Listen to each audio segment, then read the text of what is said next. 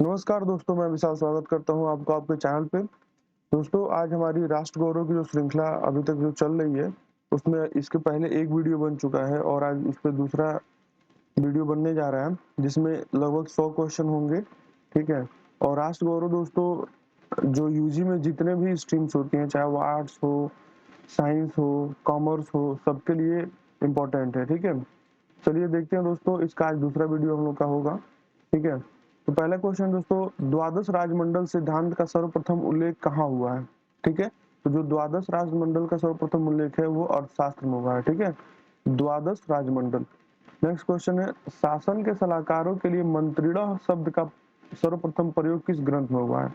ठीक है, तो जो मंत्रिणः शब्द का प्रयोग हुआ है ये भी अर्थशास्त्र में हुआ है, ठीक है? कौन सा शब्द? मंत्रिणः।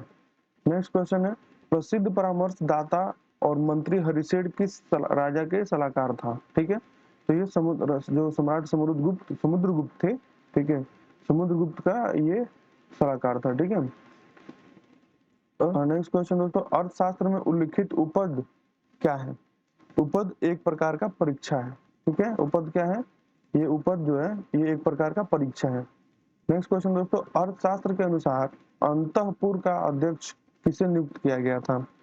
तो जो अंतःपुर है दोस्तों, इसको कामोपद शुद्ध व्यक्ति को, ठीक है, कामोपद शुद्ध व्यक्ति को नियुक्त किया गया था। नेक्स्ट क्वेश्चन दोस्तों, अर्थशास्त्र के अनुसार सर्वोपद शुद्ध व्यक्ति को किस पद पर नियुक्त किया जाता था?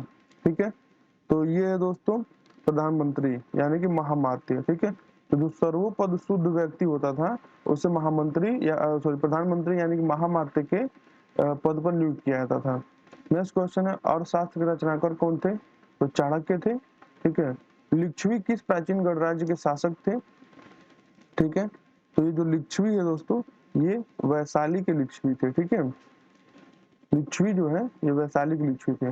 नेक्स्ट क्वेश्चन, जो मौर्य किस प्राचीन गणराज्य के शासक थे? तो दोस्तों मौर्य है ये पिपली वन के मौर्य, ठीक है? पिपली वन के मौर्य गणराज्य थे, ठीक है? नेक्स्ट क्वेश्चन दोस्तों, प्राचीन भारतीय गणराज्य सुषुमगिरी के शासक कौन थे?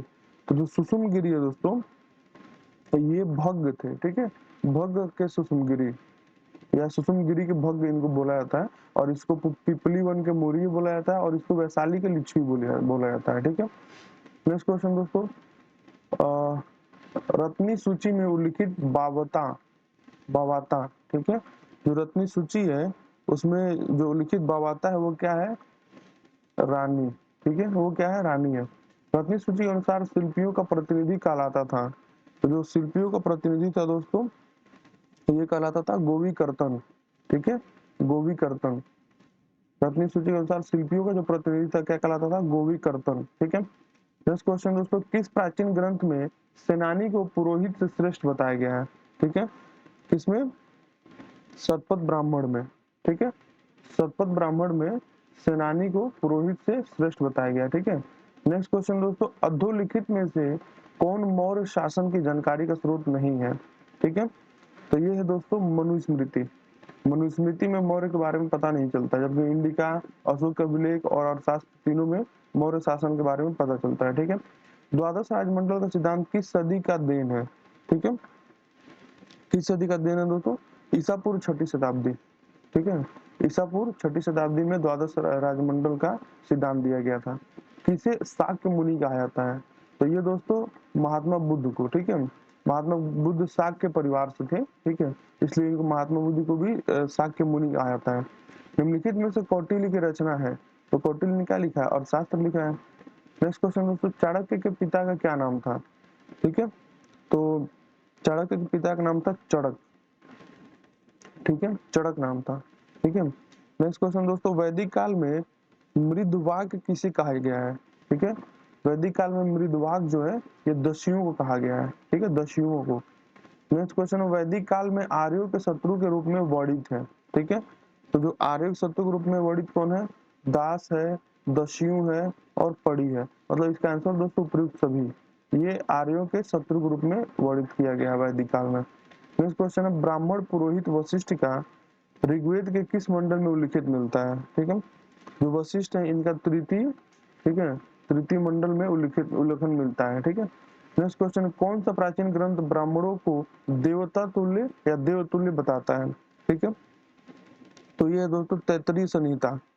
तैत्तिरीय संहिता जो है इसमें प्राचीन ग्रंथ ब्राह्मणों को देव तुल्य बताता है। ठीक है, नेक्स्ट क्वेश्चन दोस्तों, वैदिक काल में किसे तक्षण कहा गया है?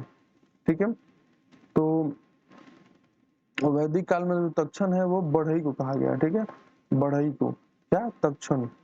अहिंसा परमो धर्म किसने दिया था? ठीक है, तो ये दिया था दोस्तों वेद व्यास ने। ठीक है, अहिंसा परमो धर्म वेद व्यास ने दिया था।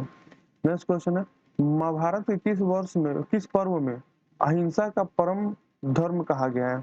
ठीक है, महाभारत के शांति पर्व में दोस्तों अहिंसा को परम धर्म कहा गया है। ठीक है, नेक्स्ट क्वेश्चन दोस्तों, संस्कृति शब्द का शाब्दिक अर्थ क्या है? तो संस्कृति शब्द का शाब्दिक अर्थ है दोस्तों परिकृष्ट, परिशुद्ध और परिमार्जित, यानी कि उपयुक्त सभी। ठीक है, नेक्स्ट क्वेश्चन दोस्तों, शंकराचार्य ने कितने उपनिषदों का भाष्य किया था? ठीक है, तो ये किया था दोस्तों 10। ठीक है, 10 उपनिषदों का भाष्य किया था शंकराचार्य ने। ठीक है, नेक्स्ट क्वेश्चन है, सर्वाधिक प्राचीन उपनिषद किसे माना जाता है? ठीक है, तो ये है दोस्तों कौशितकी उपनिषद, कौशितकी उपनिषद। ठीक है, नेक्स्ट क्वेश्चन दोस्तों, सर्वाधिक निम्नलिखित में से किस उपनिषद का संबंध ऋग्वेद से है?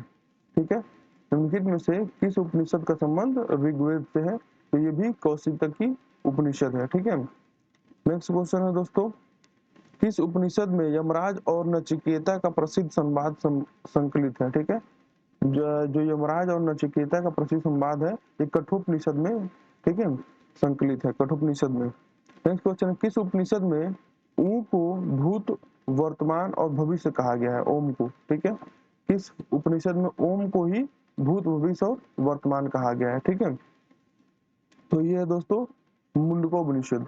ठीक है, मुंडकोपनिषद में। नेक्स्ट क्वेश्चन है, वर्तमान समय तक उपलब्ध आरण्यक ग्रंथों की संख्या है? ठीक है, तो जो आरण्यक ग्रंथ है दोस्तों ये 7 है। ठीक है, नेक्स्ट क्वेश्चन, महाभारत का प्राचीन नाम क्या था? तो ये था जय संहिता। जो महाभारत था मतलब जो महाभारत है उसका प्राचीन नाम है जय संहिता। ठीक है, नेक्स्ट क्वेश्चन दोस्तों, किस प्राचीन व्यक्ति को कृष्ण मुनि कहा गया है? ठीक है, किस प्राचीन व्यक्ति को कृष्ण मुनि कहा गया है? तो व्यास को। ठीक है, नेक्स्ट क्वेश्चन दोस्तों, श्रीमद् भागवत गीता किस प्राचीन ग्रंथ का एक अंश है? ठीक है, दोस्तों जो भागवत गीता है, ठीक है, ये महाभारत का एक अंश है। ठीक है, नेक्स्ट क्वेश्चन, महाभारत कुल कितने पर्वों में विभक्त है? तो महाभारत दोस्तों 18 पर्वों में विभक्त है। ठीक है, नेक्स्ट क्वेश्चन है, महाभारत का पहला पर्व क्या है? ठीक है, तो दोस्तों महाभारत का जो पहला पर्व है वो है आदि पर्व। नेक्स्ट क्वेश्चन है, महाभारत का अंतिम पर्व क्या है? तो महाभारत का अंतिम पर्व है दोस्तों स्वर्गारोहण। ठीक है, स्वर्गारोहण। महाभारत के किस पर्व में गीता का प्रसिद्ध उपदेश संकलित है? ठीक है, ये है भीष्म पर्व में। ठीक है, भीष्म पर्व में गीता का प्रसिद्ध उपदेश जो है वही संकलित है। नेक्स्ट क्वेश्चन दोस्तों, महाभारत की कुल कितनी टीकाएं बताई जाती हैं? ठीक है, तो महाभारत की कुल 36 टीकाएं बताई जाती है दोस्तों। ठीक है, 36 टीकाएं। नेक्स्ट क्वेश्चन दोस्तों, भक्ति दर्शन का शास्त्रीय आधार किस ग्रंथ से खड़ा हुआ है? ठीक है, तो ये है दोस्तों गीता। भक्ति दर्शन का जो शास्त्रीय आधार है ये गीता से खड़ा हुआ है। ठीक है, किस ग्रंथ से पता चलता है कि चाणक्य का वास्तविक नाम विष्णुगुप्त था? ठीक है, तो ये है दोस्तों कामंडक नीतिसार। ठीक है, कामंडक नीतिसार, कामंडक नीतिसार से पता चलता है कि जो चाणक्य था, ठीक है, उसी का वास्तविक नाम विष्णुगुप्त था। ठीक है, नेक्स्ट क्वेश्चन दोस्तों, चाणक्य कृति अर्थशास्त्र कुल कितने अधिकरणों में बटा हुआ है? ठीक है, तो जो दोस्तों जो अर्थशास्त्र है ये कुल 15 अधिकरणों में बटा हुआ है। ठीक है, नेक्स्ट क्वेश्चन है, चाणक्य कृति अर्थशास्त्र में कुल कितने अध्याय में है? ठीक है, तो ये 150 अध्याय में है। ठीक है, मतलब जो ये अर्थशास्त्र है इसको 15 अधिकरण और 150 अध्यायों में बांटा गया है। ठीक है, नेक्स्ट क्वेश्चन दोस्तों, अर्थशास्त्र के किस अधिकरण में विधि व्यवस्था का विशद वर्णन है? ठीक है, तो जो विधि व्यवस्था का विशद वर्णन है यह तृतीय में है। ठीक है, तृतीय अधिकरण में है। नेक्स्ट क्वेश्चन, चाणक्य कृति अर्थशास्त्र में प्रकरणों की संख्या है? ठीक है, कितने प्रकरण है दोस्तों? 180। ठीक है, 180 प्रकरण है इसमें। नेक्स्ट क्वेश्चन है चाणक्य कृति अर्थशास्त्र के किस अधिकरण में जादू टोना आदि का वर्णन करता है? ठीक है, तो ये है दोस्तों चतुर्दश, ठीक है, चतुर्दश में। नेक्स्ट क्वेश्चन दोस्तों भीमबेटका के भित्ति चित्रों की खोज किसने की थी? दोस्तों ये क्वेश्चन का ऑप्शन ही नहीं दिया है, ठीक है, तो इसे अभी हम काट देते हैं। नेक्स्ट क्वेश्चन दोस्तों पर्यावरण अध्ययन से पर्यावरण एक अमृत वस्तु है, यह कथन किसने कहा है? यह डेविस ने कहा है, ठीक है, पर्यावरण एक अमूर्त वस्तु है, अमूर्त वस्तु है, यह डेविस ने कहा है, ठीक है। पर्यावरण को बाह्य शक्ति किसने कहा है? ठीक है, तो ये रॉस ने कहा है, ठीक है, रॉस ने पर्यावरण को बाह्य शक्ति कहा है। नेक्स्ट क्वेश्चन विश्व पर्यावरण दिवस कब मनाया जाता है? तो ये है दोस्तों 5 जून, ठीक है, 5 जून को। नेक्स्ट क्वेश्चन दोस्तों पर्यावरण को ऊर्जा प्राप्त होती है, ठीक है, सूर्य से, सबको पता है ये चीज। नेक्स्ट क्वेश्चन दोस्तों पर्यावरण से जलवायु पर क्या प्रभाव पड़ता है? ठीक है, तो प्रभाव पड़ता है, इसका ऑप्शन पूछ रहा है कि कोई प्रभाव नहीं पड़ता, प्रभाव पड़ता है या निश्चित है या इनमें से कोई नहीं है, तो इसमें प्रभाव पड़ता है, ठीक है। नेक्स्ट क्वेश्चन दोस्तों प्रदूषण से संबंधित कौन सा कथन सत्य है? ठीक है, तो प्रदूषण से पर्यावरण के तत्व मिट्टी जलवायु आदि अपनी नैसर्गिक गुणवत्ता खो देते हैं, ये भी सही है। आर्थिक व तकनीकी विकास तथा जनसंख्या वृद्धि में पर्यावरण प्रदूषित होता है, ये भी सही है। प्रदूषण मानव की विकास प्रक्रिया के देना, ये भी सही है। तो इसका आंसर दोस्तों उपयुक्त सभी, ठीक है। नेक्स्ट क्वेश्चन है भूमि नदी तालाब समुद्र एवं वायु को प्रदूषण से मुक्त रखने के लिए कौन सा अधिनियम पारित किया गया है? ठीक है, तो ये दोस्तों पर्यावरण संरक्षण अधिनियम 1981, ठीक है। नेक्स्ट क्वेश्चन है वायु प्रदूषण रोकने के लिए सर्वप्रथम एक्ट बनाया गया था, ठीक है, तो ये बनाया गया था दोस्तों बंगाल स्मोक न्यूसेंस अधिनियम, ठीक है, बंगाल स्मोक न्यूसेंस अधिनियम। नेक्स्ट क्वेश्चन दोस्तों कौन सा अधिनियम जल वायु एवं ध्वनि प्रदूषण के क्षेत्र में बहुत व्यापक है? ठीक है, तो ये दोस्तों पर्यावरण संरक्षण अधिनियम 1986, ठीक है, पर्यावरण संरक्षण अधिनियम 1986। नेक्स्ट क्वेश्चन दोस्तों ध्वनि प्रदूषण नियंत्रण के लिए कौन सा कानून है? तो ध्वनि प्रदूषण नियंत्रण के लिए है 1998 पर्यावरण संरक्षण कानून, ठीक है, 1998 पर्यावरण संरक्षण कानून। नेक्स्ट क्वेश्चन है भारत के संविधान का अनुच्छेद 48 और संबंधित है, तो ये है दोस्तों पर्यावरण से, ठीक है। नेक्स्ट क्वेश्चन है किसी भी वन्य प्राणी को मारने पर रोक के लिए कौन सा कानून है? ठीक है, तो ये दोस्तों वन्य प्राणी संरक्षण कानून 1972, ठीक है। नेक्स्ट क्वेश्चन है औपचारिक पर्यावरणीय शिक्षा का क्या अर्थ है? ठीक है, तो औपचारिक पर्यावरणीय शिक्षा का अर्थ है दोस्तों प्राथमिक पर्यावरण शिक्षा में पाठ्यक्रमों द्वारा शिक्षा, ठीक है, व्याख्यानों द्वारा पर्यावरणीय शिक्षा और संगोष्ठी द्वारा पर्यावरणीय शिक्षा, मतलब ये ऑप्शन डी आंसर सही है इसका उपयुक्त सभी। नेक्स्ट क्वेश्चन दोस्तों पर्यावरणीय शिक्षा में किसकी शिक्षा दी जाती है? ठीक है, तो पर्यावरणीय शिक्षा में दोस्तों पर्यावरण संबंधी समस्याओं का समाधान, पर्यावरण संबंधी ज्ञान, पर्यावरणीय प्रबंधन एवं उसके सतत विकास, ठीक है, यानी कि इसका भी आंसर दोस्तों प्रयुक्त सभी, इन सबका ज्ञान या शिक्षा पर्यावरणीय शिक्षा में दी जाती है, ठीक है। नेक्स्ट वन दोस्तों पर्यावरण पर अधिकार है, ठीक है, पर्यावरण पर किसका अधिकार है दोस्तों? समस्त जीवों का, ठीक है, पर्यावरण पर अधिकार है समस्त जीवों का। नेक्स्ट क्वेश्चन है खनिज उत्खनन का पर्यावरण पर क्या प्रभाव पड़ता है? तो दोस्तों वायु प्रदूषण में वृद्धि होती है, जल प्रदूषण में वृद्धि होती है, ध्वनि प्रदूषण भी होता है, तो इसका आंसर दोस्तों उपयुक्त सभी, ठीक है। नेक्स्ट क्वेश्चन नगरीकरण का पर्यावरण पर क्या प्रभाव पड़ता है? तो नगरीकरण से भी दोस्तों वही हाल है सबका, ठीक है, वायु प्रदूषण जल प्रदूषण और ध्वनि प्रदूषण तीनों होता है, तो इसका भी आंसर दोस्तों उपयुक्त सभी, ठीक है। नेक्स्ट क्वेश्चन है 18 औद्योगिकरण का पर्यावरण पर, ठीक है, तो औद्योगिकरण से भी यही होता है दोस्तों, ठीक है, तीनों के तीनों सही है, वायु जल और ध्वनि प्रदूषण तीनों होता है, तो इसका आंसर है उपयुक्त सभी। नेक्स्ट क्वेश्चन 19 जल प्रदूषण निवारण एवं नियंत्रण अधिनियम कब लागू हुआ था? ठीक है, तो ये हुआ दोस्तों 23 मार्च 1974 में, ठीक है, 23 मार्च 1974 में। नेक्स्ट क्वेश्चन स्टॉकहोम में आयोजित प्रथम विश्व पर्यावरण सम्मेलन में कितने देशों के राष्ट्राध्यक्ष शामिल हुए थे? ठीक है, तो ये दोस्तों 119 देशों के राष्ट्राध्यक्ष शामिल हुए थे। नेक्स्ट क्वेश्चन है अंतरराष्ट्रीय पर्यावरणीय शिक्षा कार्यक्रम IEEP का शुभारंभ कब हुआ था? ठीक है, तो ये हुआ था दोस्तों 1975 में, ठीक है। नेक्स्ट क्वेश्चन इसको हटाइए, अब आते हैं मानवाधिकार पे, ठीक है, तो इसको देखते हैं मानवाधिकार दिवस कब मनाया जाता है? तो ये दोस्तों 10 दिसंबर, ठीक है, 10 दिसंबर को मानवाधिकार दिवस मनाया जाता है। नेक्स्ट क्वेश्चन, किस व्यक्ति द्वारा सर्वप्रथम मानवाधिकार शब्द का, ठीक है, प्रयोग किया गया था? तो ये है दोस्तों रूजवेल्ट, ठीक है, जो ये अमेरिका के राष्ट्रपति थे, ठीक है, रूजवेल्ट, इन्होंने सर्वप्रथम मानवाधिकार का प्रयोग किया था, मानवाधिकार शब्द का, ठीक है। नेक्स्ट क्वेश्चन दोस्तों, किस ग्रंथ में मूल अधिकारों का स्पष्ट रूप से उल्लिखित मिलता है? ठीक है, तो ये दोस्तों वेदों में, ठीक है, वेदों में मूल अधिकारों का स्पष्ट वर्णन मिलता है, ठीक है। नेक्स्ट क्वेश्चन दोस्तों, किस अंतर्राष्ट्रीय सम्मेलन में विश्व के देशों से मानवाधिकार आयोग के गठन का अनुरोध किया गया है? ठीक है, तो ये दोस्तों वियना सम्मेलन में, ठीक है, जो वियना कॉन्फ्रेंस हुआ था, इसी में मानवाधिकार आयोग के गठन का अनुरोध किया गया है, ठीक है। नेक्स्ट क्वेश्चन दोस्तों, वियना का अंतर्राष्ट्रीय सम्मेलन कब हुआ था? तो वियना अंतर्राष्ट्रीय सम्मेलन हुआ था 24 अक्टूबर 1945 में, ठीक है। नेक्स्ट क्वेश्चन दोस्तों, मानव अधिकारों की सार्वभौम घोषणा कब की गई थी? ठीक है, तो मानव अधिकारों की जो सार्वभौम घोषणा है दोस्तों, ये की गई थी 10 दिसंबर 1948 को, ठीक है, 10 दिसंबर 1948 को। नेक्स्ट क्वेश्चन दोस्तों, मानव अधिकारों की सार्वभौम घोषणा किसके तत्वाधान में की गई थी? ठीक है, तो ये की गई थी दोस्तों संयुक्त राष्ट्र संघ के, ठीक है, जो यूनाइटेड नेशंस है, इसके मतलब तत्वाधान में मानव अधिकारों की घोषणा की गई थी, ठीक है। नेक्स्ट क्वेश्चन दोस्तों, मौलिक अधिकारों के निर्माण प्रक्रिया को संविधान सभा में सर्वाधिक प्रभावित करने वाले व्यक्ति थे, ठीक है, तो ये दोस्तों ये थे वीएन राव, ठीक है, जो वीएन राव है, इनका जो मौलिक अधिकारों का निर्माण प्रक्रिया में संविधान सभा में ये सर्वाधिक प्रभावित व्यक्ति थे, ठीक है।